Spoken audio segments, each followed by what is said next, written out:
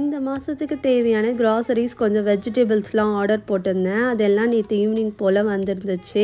வெஜிடபிள்ஸ்லாம் storage பாக்ஸில் போட்டு store பண்ணி ஃப்ரிட்ஜில் எடுத்து வச்சுட்டு ரீஃபில் பண்ண வேண்டியதெல்லாம் ரீஃபில் பண்ணி அந்தந்த பிளேஸில் வச்சுட்டு நைட் டின்னர் ஒர்க் ஸ்டார்ட் பண்ணிட்டேன். டின்னருக்கு ஆலு சப்பாத்தி தான் ரெடி பண்ணியிருந்தேன். சப்பாத்தி மாவை ரெடி பண்ணி வச்சுட்டு குக்கர்லேயும் 3 உருளைக்கிழங்க வேக வச்சுட்டேன். கடாயில் கொஞ்சமாக எண்ணெய் சேர்த்து எண்ணெய் சூடானதும் பொடியாக நறுக்கின வெங்காயம் பச்சை மிளகாய் சேர்த்து வெங்காயம் கண்ணாடி பதம் வர வரைக்கும் வதக்கிக்கணும்.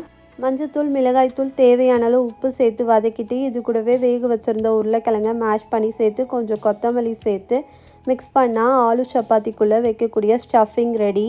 இப்போது சப்பாத்தி மாவில் ஒரு உருண்டை பிடிச்சி இந்த மாதிரி கையாலே ப்ரெஸ் பண்ணிக்கோங்க. நடுவில் மட்டும் குழியாக இருக்கணும் ஸ்டஃபிங் வைக்க.